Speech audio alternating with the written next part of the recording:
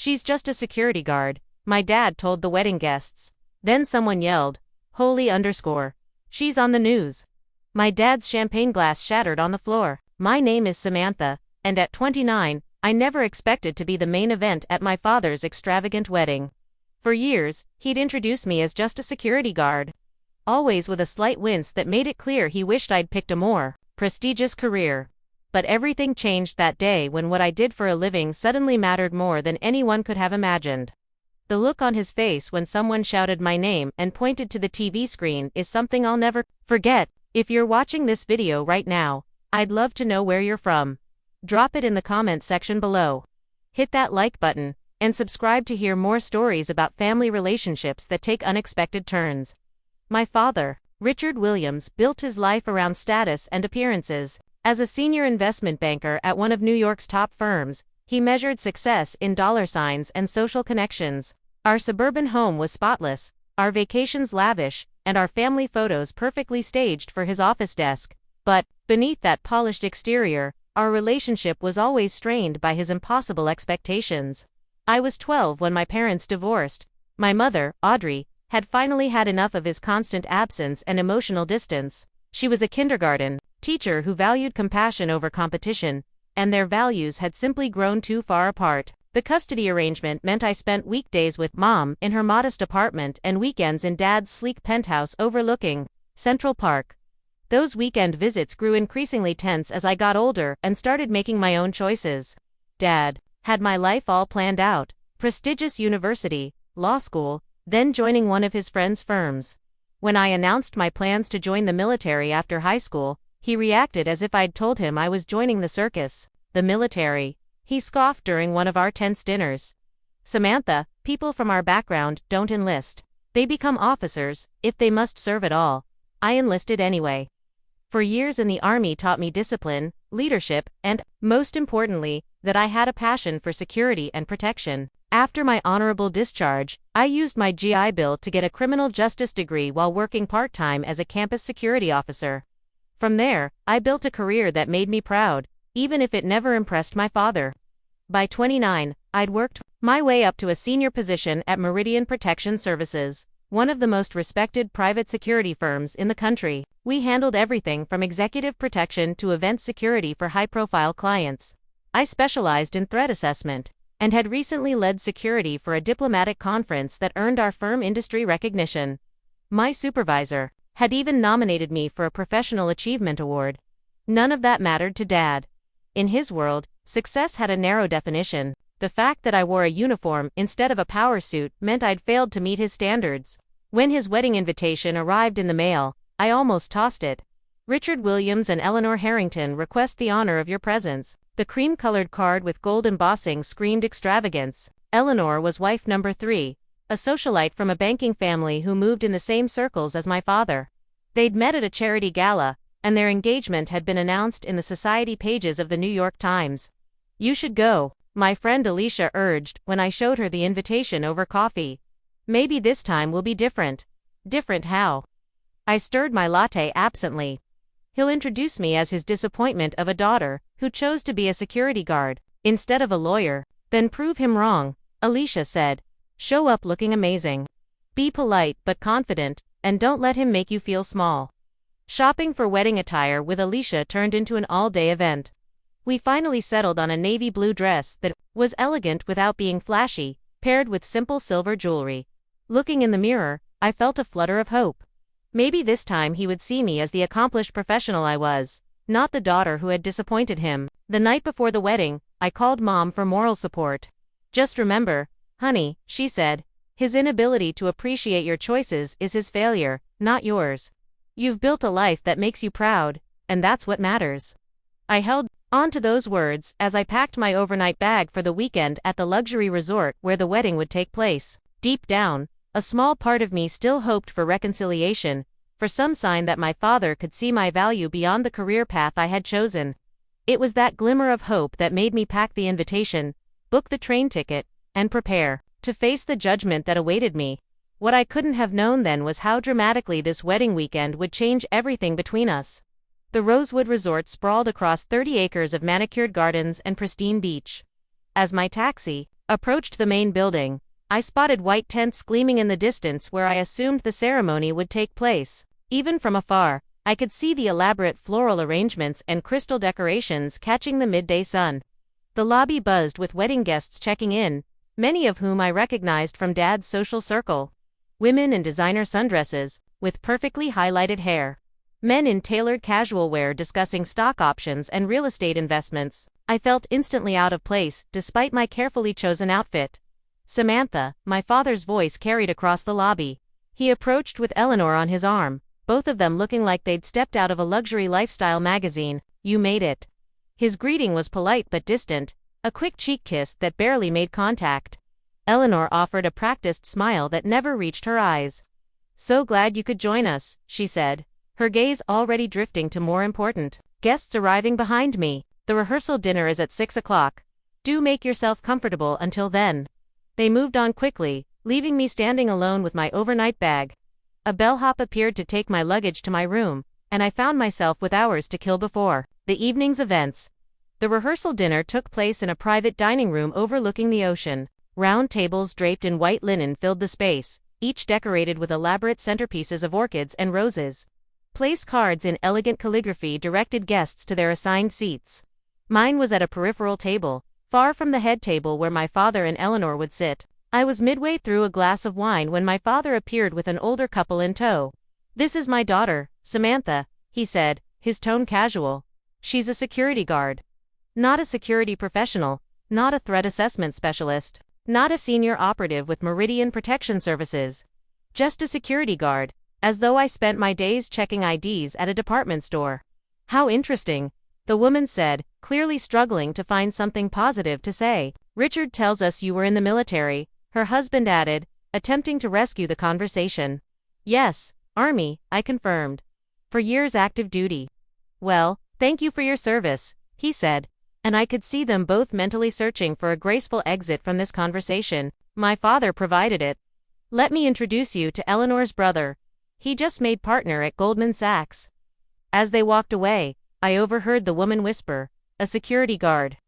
With Richard's connections, she could have been anything. This scene repeated itself throughout the evening. Each introduction followed the same pattern. "My daughter, Samantha. She's a security guard." Sometimes, he would add, "She chose a different path," with a slight shrug that communicated volumes of disappointment. By the time dinner was served, I had been introduced to at least 15 people, each time reduced to my job title, stripped of all context and accomplishment. Each introduction chipped away at my resolve to stay for the entire weekend. During the main course, I escaped to the restroom and texted Alicia. "This was a mistake. He's introduced me as just a security guard to everyone." Her reply came quickly. "Remember why you're proud of what you do. His opinion doesn't change your value." When I returned to the dining room, I found myself seated next to the event photographer. Perhaps the only person there working in a service capacity like me. "Tough crowd," he commented quietly, nodding toward the table where my father held court. "You have no idea," I replied. "I overheard one of your introductions," he admitted. "For what it's worth, security is way more important than what most of these people do. I'd rather have someone who can protect people than another investment banker." His kindness nearly brought me to tears. I managed to smile and thanked him for the support. As the evening wore on, I retreated further into myself, sipping water instead of wine to stay clear. I contemplated leaving first thing in the morning, skipping the wedding entirely. The thought was tempting, but something kept me there. Perhaps it was stubborn pride, or the tiny hope that tomorrow might somehow be different. What I didn't know then was how different it would be, though not in any way I could have imagined. The wedding day dawned sunny and clear. The ceremony was scheduled for 4 o'clock in the afternoon, with cocktails and reception to follow. I spent the morning avoiding the wedding party, opting instead for a long walk on the beach and a quiet lunch on my room's balcony. By 3:30, guests were beginning to gather in the garden, where rows of white chairs faced an elaborate floral arch. I slipped into a seat in the back row, exchanging polite nods with strangers who had no idea who I was. Better that way, I thought, than another humiliating introduction. It was during the pre-ceremony bustle that I first noticed something off. Working in security trains you to spot anomalies, things that don't quite fit the pattern. A catering staff member caught my attention, not because of any dramatic behavior, but because of subtle inconsistencies, his uniform fit poorly compared to the others, and he seemed unfamiliar with standard service protocols. More tellingly, his eyes constantly scanned the crowd in a pattern I recognized from my training. Not as someone looking to serve guests, but as someone assessing targets. At first, I tried to dismiss my concerns. Professional hazard, I told myself. I see threats everywhere. But the nagging feeling persisted as I watched him speak briefly with two other staff members, both displaying the same alertness that seemed out of place for catering personnel. I discreetly moved closer, positioning myself near a service entrance where I could observe without being obvious. The man I had first noticed disappeared inside, and against my better judgment, I followed at a distance. The service corridor led to a kitchen area, bustling with actual catering staff. The man I was following slipped through quickly and entered a storage room at the far end. I waited, pretending to be looking for a restroom when a kitchen worker glanced my way. Minutes later, the storage room door opened and I ducked behind a large cart of glassware. The suspicious man emerged with the two others I had seen earlier. They spoke in hushed tones, but I managed to catch fragments of their conversation. Rich pickings, estimated $2 million in jewelry alone. After the vows, during the champagne toast. For more coming through the east entrance. My blood ran cold. They were planning a robbery, and from what I could gather, it would be executed during the reception, when guests would be distracted and valuables less guarded. The timing made strategic sense. A room full of wealthy people wearing their finest jewelry, with attention focused on the newlyweds. I retreated silently, mind racing. My immediate instinct was to call the police, but I needed more information first. If these were just 3 individuals, venue security could handle it. If they had 4 more coming, this was a coordinated operation that required immediate police intervention. Finding a quiet alcove, I placed a call to the local police, keeping my voice low as I identified myself as a security professional and outlined my concerns. The dispatcher assured me they would send officers to investigate discreetly, but it would take at least 20 minutes for them to arrive.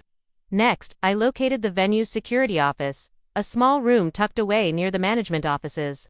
Inside, I found a single security guard monitoring camera feeds. "I need to speak with your supervisor immediately," I said, showing my Meridian Protection Services ID. "There's a credible security threat to the Williams-Harrington wedding." The guard, a man in his 50s named Carl, according to his name tag, looked skeptical but called his manager. Within minutes, I was explaining what I had observed to the head of resort security, Michael Jenkins. "We can't disrupt the ceremony based on overheard conversation," he said after listening to my assessment. "But I will place additional security personnel around the perimeter and alert staff to be vigilant." "The police are on their way," I informed him, "but they won't arrive for another 15 minutes, at least. In the meantime, I suggest you position your team at all exits and have them watch for anyone matching the descriptions I provided." Jenkins nodded, impressed by my professional approach. "Are you carrying?" he asked quietly. "No," I replied. "I'm a guest at the wedding." The father of the bride hired additional security for the gift table and jewelry, he noted, checking his clipboard. "We have 2 armed guards positioned there already." The threat I overheard suggested multiple perpetrators, I warned, possibly 7 in total, with 4 yet to arrive. They mentioned the east entrance specifically. As Jenkins mobilized his team via radio, I returned to the ceremony, which was now beginning. Guests were seated, music played softly, and the wedding party began their procession. I slipped into a seat at the very back. My attention divided between the ceremony and scanning the perimeter for suspicious activity. My father stood at the altar, beaming as Eleanor walked toward him on her father's arm. In that moment, as genuine joy crossed his face, I felt a pang of sadness for our broken relationship. But I pushed the thought aside, focusing instead on the immediate threat. As the ceremony progressed, I noticed 2 unfamiliar men in catering uniforms positioned themselves near the gift table. They moved with a deliberate casualness that raised immediate red flags. I texted Jenkins with their location and description, then slowly made my way toward the back of the seating area to maintain visual contact. The officiant was just pronouncing my father and Eleanor, husband and wife, when I spotted another suspicious individual near the bar set up for the reception. This one carried what appeared to be a concealed weapon under his jacket. My hand tightened around my phone as I typed another alert to Jenkins, as guests applauded the newlyweds. I realized with growing alarm that the police had not yet arrived, and the situation was escalating faster than anticipated. The robbery was not planned for later, as I had initially thought. They were positioning themselves now, ready to make their move. As the ceremony transitioned to reception, I had seconds to decide my next move. Warn my father and cause a scene that might provoke the armed suspects into violent action, or continue monitoring while waiting for police backup. Years of training kicked in, and I chose the approach least likely to endanger innocent guests. Moving casually but purposefully toward the closest suspect, I prepared to do what I had spent years training for. Even if it meant ruining my father's perfect wedding day. The transition from ceremony to reception happened quickly. Servers appeared with trays of champagne, and guests formed a receiving line to congratulate the couple. I maintained visual contact with the 3 suspects I had identified, noting, with growing alarm, that they were now communicating via discreet ear. I checked my phone. No message from the police yet. Jenkins had positioned his security team as I suggested, but they were understaffed and under-equipped for what was coming. My military training and security experience told me this situation could deteriorate rapidly. The first sign that the robbery was beginning came when the lights flickered briefly, an intentional disruption to the venue's electrical system. In that moment of confusion, I saw the suspect near the bar reach into his jacket. "Gun!" I shouted, diving toward the nearest group of guests. As the man pulled out a weapon, chaos erupted immediately. The armed man fired a shot into the air, causing screams and panic as guests ducked for cover. "Nobody move," he commanded. "This is a robbery. Cooperate, and nobody gets hurt." 2 more men revealed weapons while others began collecting valuables from terrified guests. I caught a glimpse of my father and Eleanor huddled together, his arm protectively around her. As one of the robbers approached them, demanding jewelry, from my position behind an overturned table, I assessed the situation. 7 armed robbers, at least 30 guests in immediate danger, no police in sight, and venue security outgunned and hanging back. An elderly woman near me began experiencing what looked like a panic attack, drawing the attention of one robber who approached with his weapon raised. "Shut her up," he snarled to the woman's companion. The elderly man looked terrified. "She needs her medication. Please," I said. "Shut her up." The robber raised his gun menacingly. I made my decision in that split second. Rising from my position, I addressed the gunman calmly. "I'm a medic," I lied. "Let me help her before she has a full cardiac event. You don't want a death on your hands." That's the difference between robbery and murder charges. The robber hesitated, then jerked his gun toward the elderly woman. "Make it quick." I moved slowly, hands visible, kneeling beside the woman while positioning myself between her and the gunman. Up close, I could see she was indeed in medical distress. "Deep breaths," I instructed quietly while assessing the positions of all armed suspects in my peripheral vision. "I'm going to help you and everyone else here. Just focus on breathing." The woman's companion squeezed my hand in silent gratitude. As I pretended to help with breathing exercises, I spotted the police, arriving outside through a window. The robbers hadn't noticed yet, too busy collecting valuables. The leader was now confronting my father, demanding his watch and Eleanor's diamond necklace. "Take it," my father said, his voice shaking as he unclasped his Patek. Eleanor removed her necklace, tears streaming down her face. The leader grabbed the jewelry, then pointed his gun directly at my father's chest, the safe code for the bridal suite. Now, my father paled. "I don't know it by heart. I need to check my phone." "No phones," the robber snapped, pressing the gun barrel against my father's temple. Something inside me snapped at the sight of my father so vulnerable. Whatever our differences, I could not watch him die. I caught the eye of the venue security chief across the room and gave him a subtle nod. He understood my signal and readied his team. "There's a master list of codes at the front desk," I called out, drawing the leader's attention away from my father. "I work here. I can get it for you." The leader turned, suspicious. "You work here, doing what?" "Security," I said, rising slowly to my full height. "I know the resort protocols as well." The leader approached me, drawn by the prospect of easier access to the resort's secure areas. As he came within range, I made my move. Years of combat training took over. In one fluid motion, I disarmed him, using his momentum against him to take control of his weapon while simultaneously striking a precise blow to his solar plexus. He doubled over, gasping for air as I secured his gun.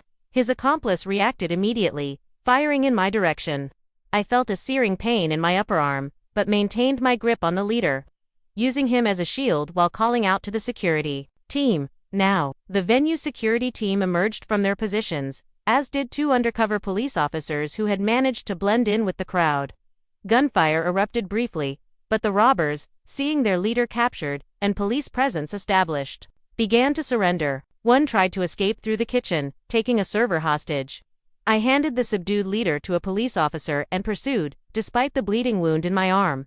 Moving silently through the kitchen, I located them near the loading dock. "It's over," I called out. "Police have the building surrounded." The robber tightened his grip on the terrified server. "Back off, or I'll shoot her." I kept my voice calm and authoritative. "You're making this worse. Armed robbery becomes attempted murder if you pull that trigger. Right now, with good behavior, you might see daylight again someday." While maintaining eye contact and dialogue, I shifted position, gradually moving to create a better angle of intervention. "There's no way out," I continued. "Put down the weapon and let her go." For a tense moment, I thought he would shoot. Then, perhaps seeing the determination in my eyes, he lowered his gun slightly. That momentary hesitation was all I needed. I lunged forward, deflecting his weapon arm while simultaneously freeing the hostage with a precise strike to his wrist. The gun clattered to the floor as I subdued him with a restraint hold I had perfected during my military service. Police officers rushed in seconds later, securing the suspect and checking on my injury, which was bleeding freely. "You need medical attention now," one officer insisted. "Check on the guests first," I replied, pressing a kitchen towel against my wound. "There's an elderly woman who needs medical assistance in the reception area." Making my way back to the main hall, I found the scene secure. Police had all suspects in custody, and paramedics were attending to guests. My father stood with Eleanor, both looking shell-shocked as they spoke with a detective. When my father saw me, his face registered shock at the blood soaking my dress sleeve. "Samantha, you're hurt." "It's just a graze," I said, though the pain was intensifying as adrenaline began to fade. "Are you both okay?" Before he could answer, a paramedic intercepted me, insisting on examining my wound. As I was led to a treatment area, I heard one of the guests say, "That's Richard's daughter. Did you see what she did?" The next hour passed in a blur of police statements and medical treatment. The bullet had indeed just grazed my arm, requiring stitches but causing no serious damage. As the paramedic worked, police officers came to take my statement, expressing amazement at my intervention. "If you hadn't identified the threat and acted when you did," the police captain told me, "this could have been a massacre." These men are part of a crew that has hit 3 other high-profile events this year. They don't usually leave witnesses. I downplayed my actions, insisting I had just done what anyone with my training would do. Eventually, the commotion subsided. Guests were allowed to leave after giving statements, though many lingered, discussing the dramatic events. My father approached as the paramedic finished bandaging my arm. "The police said you saved lives today," he said, his voice uncharacteristically subdued, including possibly mine and Eleanor's. I didn't know how to respond. Years of dismissal and disappointment could not be erased by one moment of crisis, no matter how dramatic. "I was just doing my job, Dad," I said quietly. "Even if it's just being a security guard." His face flushed at having his words thrown back at him. Eleanor touched his arm, perhaps sensing the tension. "We're so grateful, Samantha," she offered. "The police want to interview you again tomorrow for the investigation. Will you come to the brunch?" Exhausted and emotionally drained, I agreed, simply to end the conversation. All I wanted was to shower, change out of my blood-stained dress, and sleep. The reception was obviously cancelled, the venue now, a crime scene being processed by forensic teams. As I left, a local news crew was setting up outside, interviewing shaken guests about the attempted robbery. I slipped past them unnoticed and returned to my room alone. I awoke the next morning to my phone buzzing with notifications. My arm throbbed as I reached for it, memories of the previous day flooding back as I read through the messages.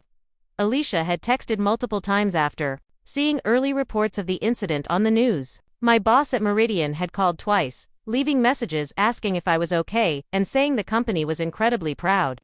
There were even messages from former military colleagues who had somehow heard about what happened. The most surprising notification was a voicemail from my mother. "Honey, I just saw what happened on the morning news. Call me as soon as you can. I'm so proud of you, but so worried too." News.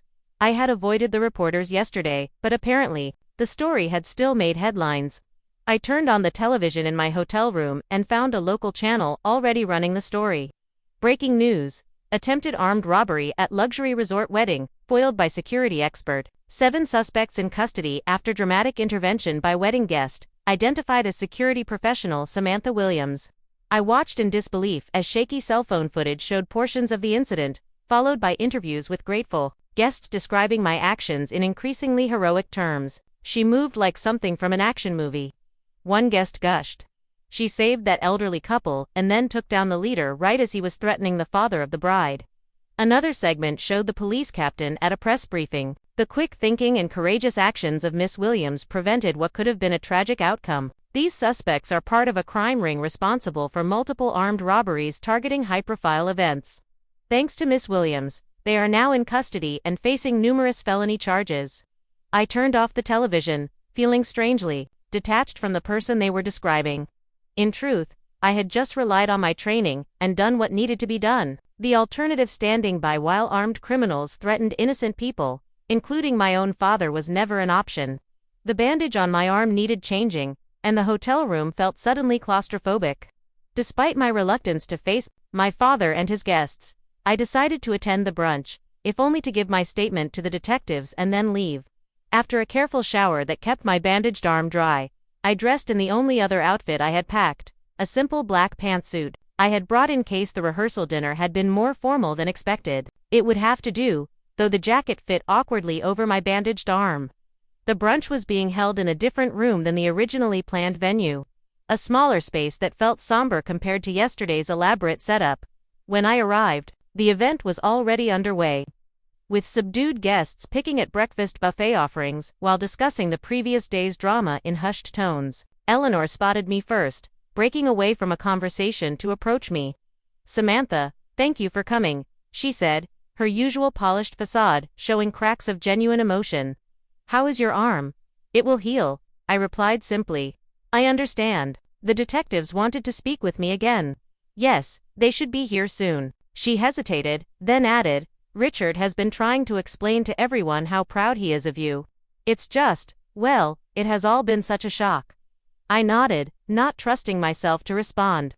After years of dismissal, my father's sudden pride felt hollow, a reaction to public acclaim rather than genuine appreciation of who I was. As I made my way to the buffet, picking up a cup of coffee, I had no appetite for actual food. I noticed the stares and whispers following me.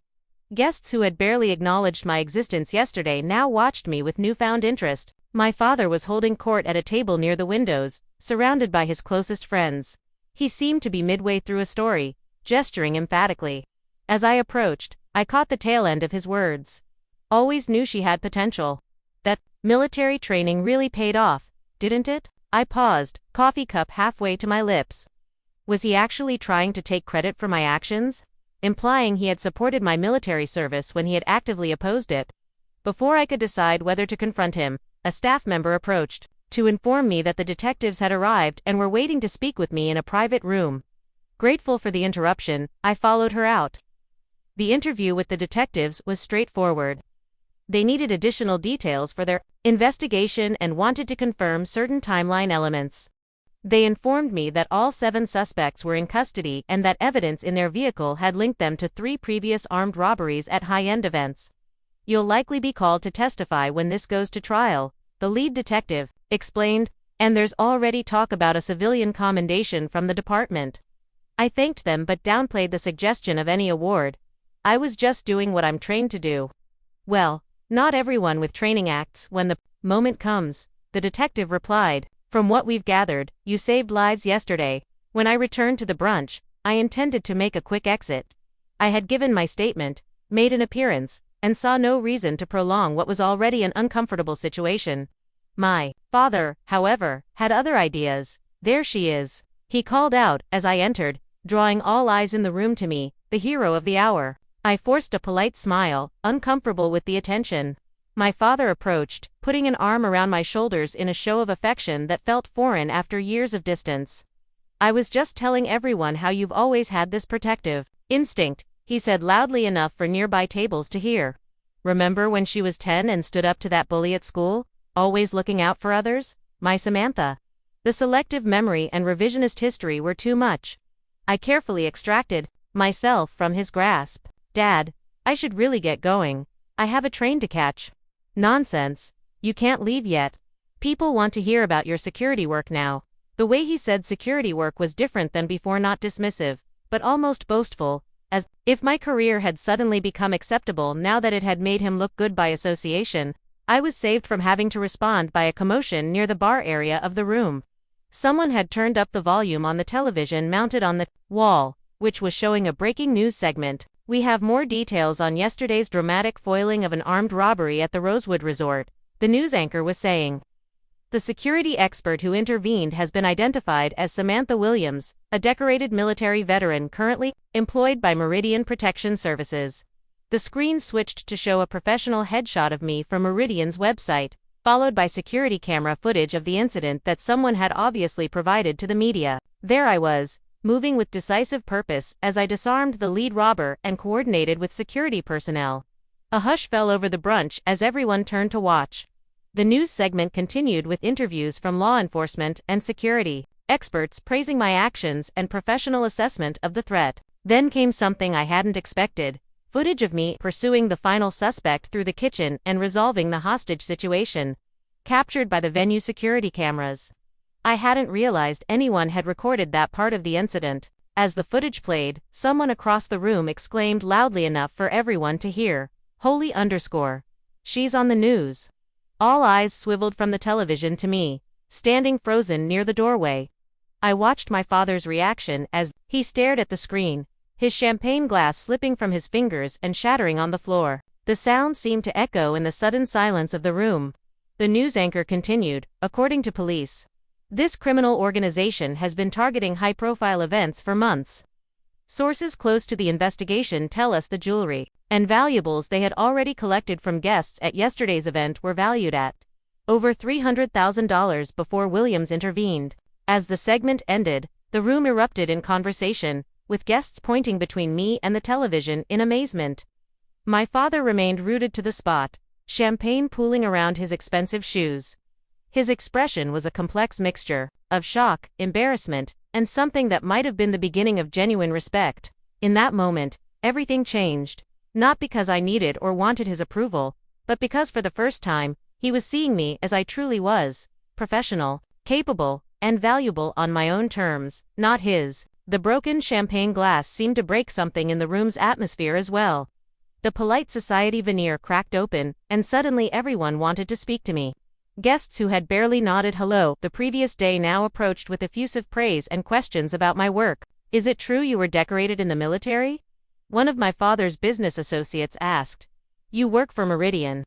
They handled security for the governor's inaugural ball, didn't they?" Another questioned. "The news said you spotted the threat before anything happened. How did you know?" A woman in expensive pearls inquired. I answered politely, but briefly, increasingly uncomfortable with the attention. This was not how I had imagined this weekend going. I had prepared myself for dismissal and disappointment, not for becoming the center of attention. My father had not moved from his spot by the broken glass, though someone had come to clean up the mess. Eleanor stood beside him, whispering something in his ear as he continued to stare in my direction. "If you'll excuse me," I said to the group that had gathered around me, "I need to speak with my father." As I approached him, I saw something I had rarely witnessed in my entire life. Richard Williams at a loss for words. He opened his mouth, then closed it again, uncharacteristically uncertain. "Dad," I said simply. "Samantha," he replied, his voice unusually rough. "I didn't realize. The news report said you're up for a Civilian Bravery Award." "Apparently so," I confirmed, though that was never my intention. "And you work for Meridian. They're the top firm in the industry." "Yes, for 3 years now." I mentioned it at Christmas dinner last year, but you were discussing the stock market with Uncle Robert. He had the grace to look embarrassed. "I see." Eleanor squeezed his arm. "Richard, perhaps you and Samantha should talk privately." He nodded, motioning toward a small alcove away from the main brunch area. As we walked, I noticed the room had divided its attention between us and the television, which was now showing follow-up coverage about the foiled robbery. "The news is saying you saved lives," my father said once we were relatively alone, including mine and Eleanor's. I did what needed to be done, I replied evenly. He hesitated, searching for words. Uninformed about your career, uninformed. I couldn't help the edge that crept into my voice. Dad, you've been actively dismissive. You introduced me as just a security guard to everyone at this wedding. He winced. I didn't understand the nature of your work. You never asked, I pointed out. Not once in 7 years have you shown any interest in what I actually do. You decided my career was beneath you, and that was that. He looked genuinely surprised. I thought you were working minimum wage security jobs, mall security, or nightclub, bouncer work. And that would make it okay to dismiss me, to make me feel small in front of your friends. The question hung between us. On the television, visible over his shoulder, they were now showing my professional biography, Army veteran, criminal justice degree, specialized training in threat assessment and VIP protection, leadership role, at one of the most prestigious security firms in the country. My father's eyes followed mine to the screen. You protect important people, he said slowly, as if realizing something for the first time. Yes, among other things. Important people like me, he continued, the irony not lost on either of us. Yes, Dad, people exactly like you. The weight of that statement settled over us.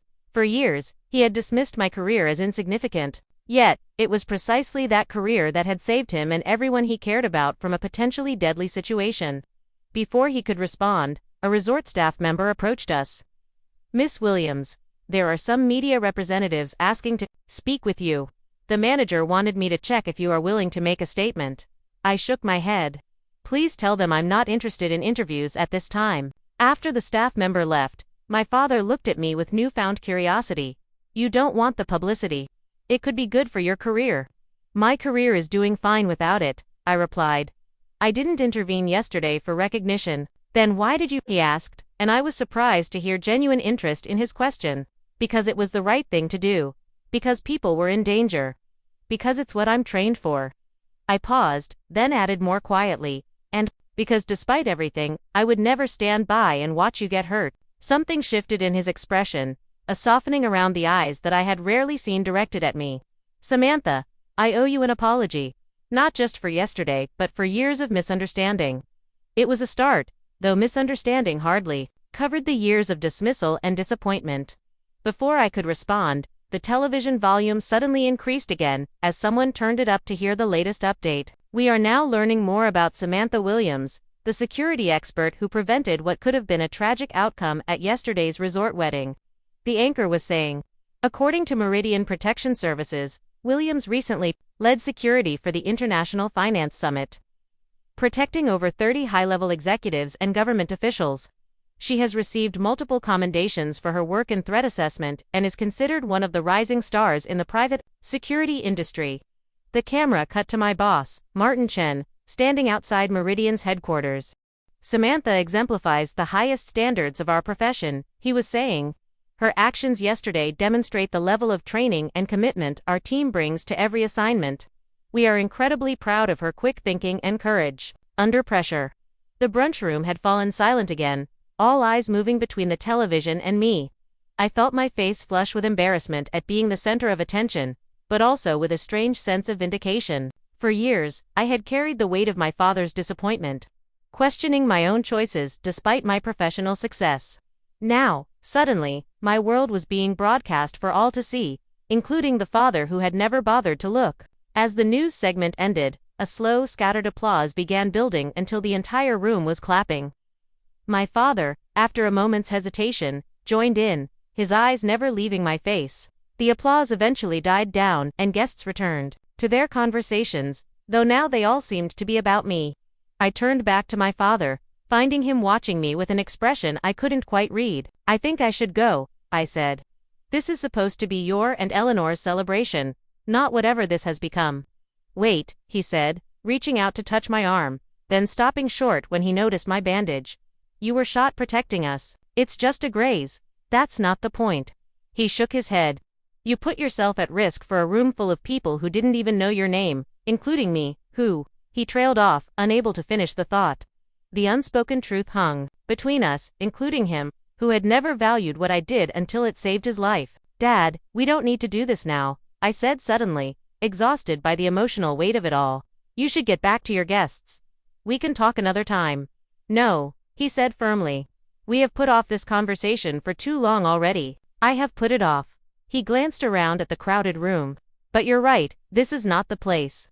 Will you meet me this afternoon before you leave? Just the two of us. I hesitated, then nodded. Text me when and where. As I turned to go, my phone buzzed with an incoming call. It was Martin, my boss at Meridian. I excused myself and stepped out to take the call. Samantha, are you okay? He asked immediately. I just saw the full news report. I'm fine, I assured him. Minor injury, but nothing serious. The company wants to issue a formal statement about your actions. The phone has been ringing off the hook with media inquiries and, more importantly, new client interest. What you did is exactly what we train for, but rarely get to demonstrate so publicly. I sighed. I understand, but I'd rather not become the face of the company over this. I respect that, Martin said. But there's something else. The CEO wants to meet with you when you get back. Between us, I think there's a promotion coming your way. Your actions reflected everything Meridian stands for. After ending the call, I stood in the hallway processing everything. In the span of 24 hours, my entire relationship with my father had been upended. I had become a minor news story, and my career appeared to be taking a significant leap forward. It was a lot to take in. But as I had learned both in the military and in my security work, sometimes the most important moments come when we least expect them. The question now was what to do with this one. My father texted me to meet at a quiet bar on the resort's top floor, away from the remaining wedding guests. When I arrived, he was already there, sitting alone at a corner table overlooking the ocean. 2 untouched drinks sat on the table. Club soda with lime, he said, nodding to one of the glasses as I approached. I remembered you don't drink on duty, and I figured with everything that happened. Thank you, I said, surprised by the thoughtfulness. It was a small thing, but significant, coming from a man who had rarely paid attention to my preferences. We sat in awkward silence for a moment before he spoke. I watched more of the news coverage after you left. They interviewed some security expert who explained exactly what you did, how you recognized the threat pattern, how you positioned yourself strategically, how you used minimal force to maximum effect. He shook his head in wonder. It was like hearing about a stranger, except it was my daughter. That's the problem, Dad, I said quietly. I've never been a stranger. I've been right here. You just never looked. He flinched as if I had struck him. I deserve that. This isn't about what you deserve, I replied. It's about recognition. Basic human recognition of who I am and what matters to me. He nodded slowly. I always thought I knew what was best for you, the path that would give you the most opportunities, the most security. Financial security is not the only kind of security, I pointed out, and following someone else's dream is never as fulfilling as pursuing your own. I see that now. He took a deep breath. Yesterday, when that man had a gun to my head, do you know what I thought about? Not the firm, not the stock portfolio, not the vacation homes. I thought about you and your mother and how I had wasted so much time on things that suddenly didn't matter at all. I remained silent, letting him continue. And then there you were, stepping up, taking control of a situation that had professional security guards backing away. You were magnificent, Samantha. Not because you were on the news or because people are calling you a hero, but because you were completely yourself, confident, capable, calm under pressure. He looked down at his untouched drink. I have never been prouder in my life, and I have never felt more ashamed of how little I have understood or supported you. The words I had longed to hear for years now landed with surprising weight. Part of me wanted to accept this sudden validation and move forward, but another part recognized the need for complete honesty if we were ever to rebuild our relationship. Dad, I appreciate that. I really do. But I need you to understand something. I didn't become who I am overnight. I didn't suddenly transform into someone worthy of your respect because I was on the news or because I prevented a robbery at your wedding. I have been this person all along, dedicated, skilled, committed to something I believe in. The only thing that changed was your perception. He nodded, accepting the truth of my words. You're right, and I can't take back the years of dismissal or the damage that caused. I can only tell you that my eyes are open now, and I would like the chance to really know my daughter, the real one, not the one I imagined you should be. That would be a start, I acknowledged. Your mother always said you knew your own mind better than anyone, he admitted with a small smile. She told me years ago that fighting your nature would only drive you away. She was right about that, as she was about many things. The mention of my mother brought a question to mind. Have you spoken to Mom since yesterday? Yes, briefly. She called after seeing the news. His expression softened. She reminded me rather forcefully that she has been attending your professional award ceremonies for years without me. I couldn't help but smile, imagining my mother's forceful reminder. There's one more thing I need to say, my father continued, his tone serious again. Thank you, not just for what you did yesterday, but for being who you are, despite my lack of support. That takes a kind of strength I'm only now beginning to appreciate. The sincerity in his voice touched something deep inside me. For the first time in our conversation, I felt the wall between us begin to truly crumble. In the weeks that followed, my life changed in ways both expected and surprising. The footage of the incident went viral, leading to a flood of media requests that I mostly declined. Meridian Protection Services did promote me, placing me in charge of a new division focused on event security and threat assessment training. My injury healed cleanly, leaving only a small scar that I sometimes caught myself touching during stressful moments. A reminder of what I was capable of when it mattered most. Professional recognition came in forms I had not anticipated. I received the Civilian Bravery Award the police captain had mentioned, presented at a ceremony attended by both my mother and, to my surprise, my father. Several security industry publications ran profiles on me, and I was invited to speak at conferences about threat identification and intervention strategies. More meaningful than the public acknowledgement, however, were the private changes. My relationship with my father entered a new phase, tentative at first, then gradually more genuine as he made efforts to understand my world. He asked questions about my work, listened to the answers, and even attended a demonstration of tactical response techniques my team had developed. When a major financial magazine included me in their 40 under 40 list of security professionals, he framed the article and displayed it prominently in his office alongside his own achievements. 6 months after the wedding, he visited my apartment for dinner, something he had never done before. As we sat at my small kitchen table, he looked around at the modest space with new eyes.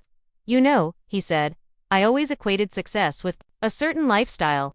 Big house, expensive car, exclusive address. I know, I replied, serving the pasta I had made. That's why my choices confused you so much. He nodded. But looking at your life now, I see a different kind of success. You have purpose, respect from your peers, work that makes a tangible difference in the world. He hesitated, then added, you have an integrity that is worth more than any corner office. I smiled, recognizing the significance of those words, coming from a man who had spent decades chasing corner offices and country club memberships. Does this mean you'll stop sending me listings for law school programs? I teased. He laughed, a genuine sound I had heard too rarely. I think I can safely say your current career path is working out just fine. My healing journey extended beyond my relationship with my father. The incident forced me to confront the ways I had internalized his dismissal, sometimes doubting my own choices despite outward success. Through therapy and deep reflection, I began to fully embrace my path, not in reaction to his disapproval, but as a positive choice that aligned with my values and strengths. I learned that true security comes not from others' validation, but from living authentically. The recognition my father finally gave me was welcome, but I no longer needed it to feel complete. 1 year after the wedding incident, I received an unexpected call from Eleanor. She and my father were hosting a charity gala benefiting first responders, and they wanted me to speak about the importance of security training and emergency preparedness. Your father is really proud of you, she said, her tone warmer than I had ever heard it. He tells everyone about your work now. It's actually quite sweet. At the gala, standing at the podium, looking out at a room full of people, including my father, I reflected on how dramatically life can change when we stay true to ourselves, even when those closest to us can't see our value. Security isn't just about protection, I told the audience. It's about creating spaces where people can thrive without fear. Sometimes that means physical safety, but often it means something deeper, a sense of being valued for exactly who you are. I caught my father's eye as I spoke those words, and the look of understanding that passed between us was worth more than any headline or award. Life is rarely as dramatic as those moments at my father's wedding, but the lessons from that day continued to guide me. I learned that sometimes we must save ourselves before we can save others. That recognition often comes from unexpected places, and that it is never too late to rebuild what has been broken. I still work in security, still put myself between danger and those who need protection. But now I do so with the complete knowledge that my path is valid, valuable, and entirely my own. Have you ever had a moment when someone finally saw your true value after dismissing you for years? Or have you experienced a dramatic event that changed a difficult relationship in your life? Thanks for watching. Take care. Good luck.